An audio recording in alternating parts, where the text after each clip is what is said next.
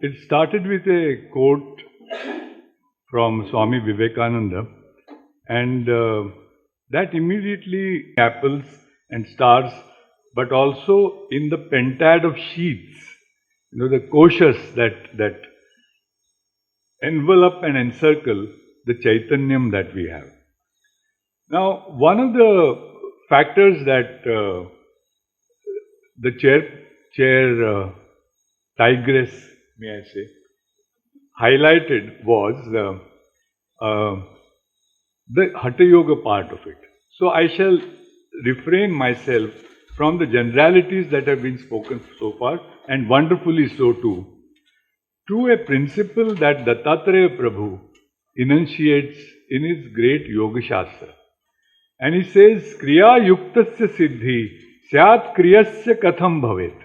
Now that is really the leitmotif of yoga according to many masters, including Swatvarama, who has taken the same verse in his Hatha Yoga Pradipika. What this says is, it emphasizes a dynamic or an active aspect of Kriya, and not the philosophical, semantic, questioning and re-questioning, etc. Possibly because that yoga also is the sadhana of a bodily kind, initially at least.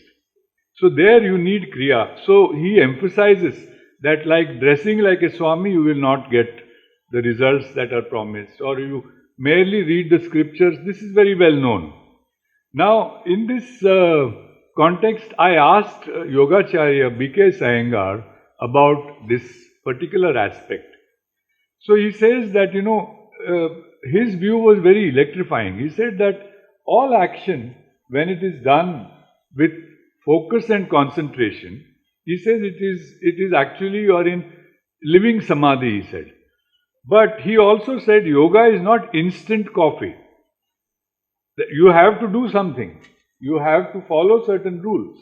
You have to do yama niyama, and you have to go through the ladder up, pratyahara and all that, and finally samadhi. But paradoxically, you can get to that state in what is called as the flow in Eastern traditions.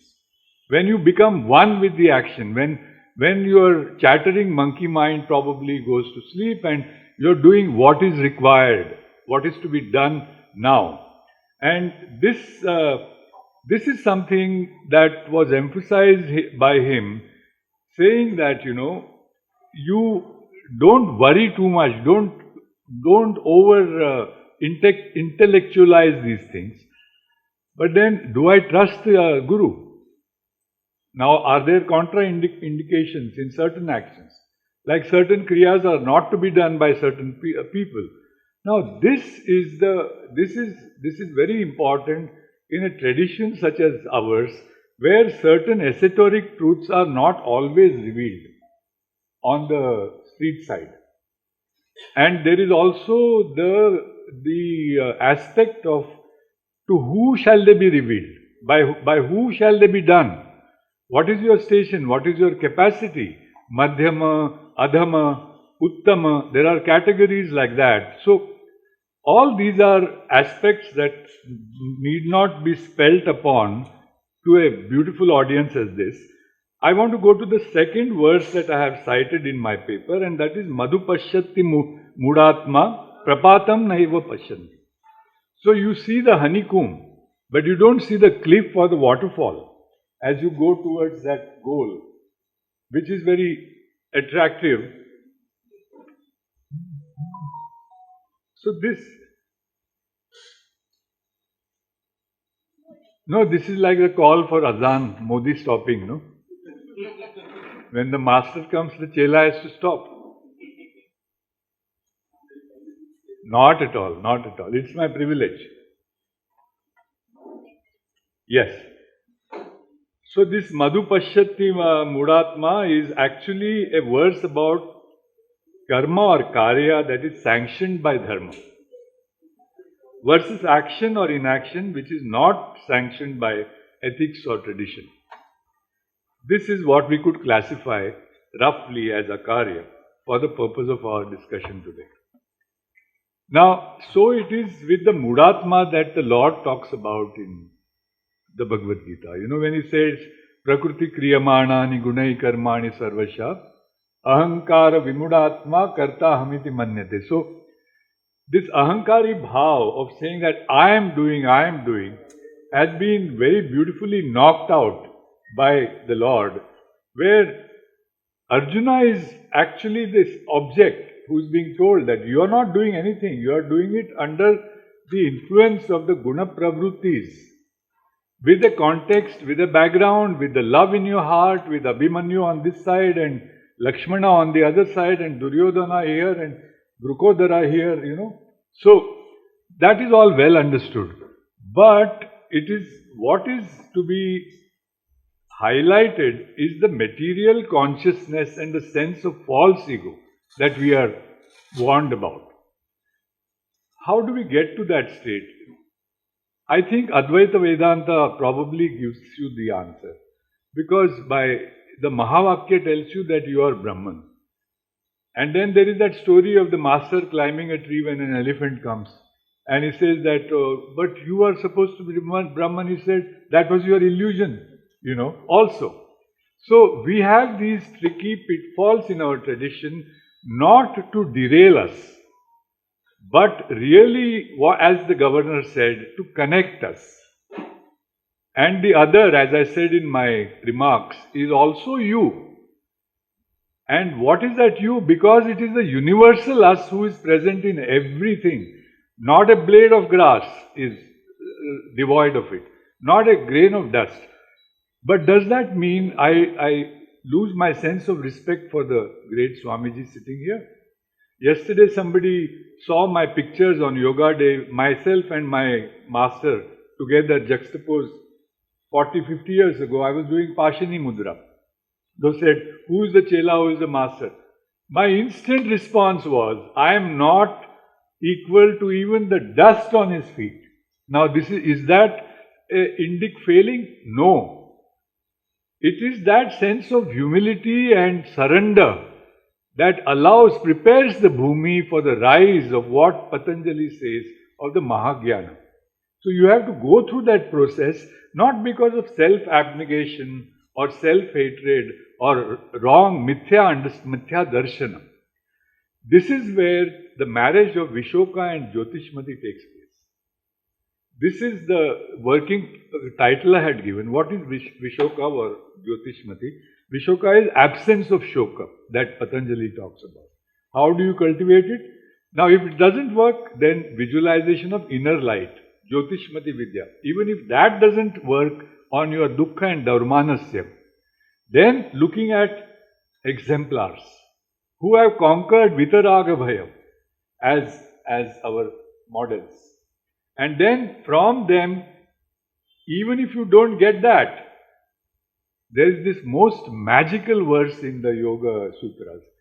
In your Swapna and Nidra, you will get Bodha. Now, this is something where I expect the Indic tradition to follow its own path with no consideration with the chattering nabobs of negativity, as Vice President Spiro Agnew said, from the West, who are saying it is not possible. I have experienced it and I have tasted it, and I must also say that I am on the path of yoga for over 5 decades. And these magical miracles still happen, and this Sangoshti is a wonderful example where so many synchronicities I have experienced personally. With that, I would like to end my presentation, and thank you once again for giving me this beautiful opportunity. Thank you so much. Thank you, sir, for your presentation. I think you were summarizing already, and you were very brief and to the point, and you quoted everybody that you wanted to quote. At least I think you've covered everything, so good job. If there are any questions and comments, let's please take them within the next 5 minutes so that we can move on. So my question is, now yoga is going all over the world thanks to the Prime Minister and his passion. A lot of people practice it at the body level. Yes. Some of them get to the mind level. Very few of them, I think, get to the intellect level where they, connect with the spirit.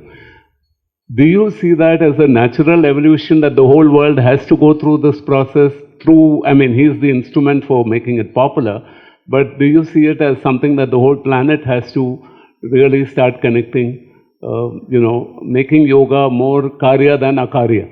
Yeah. Right? Because otherwise it was used only by a few to make some money or make a living. Yeah. Actually, I am going to quote Kalidasa to you in answer.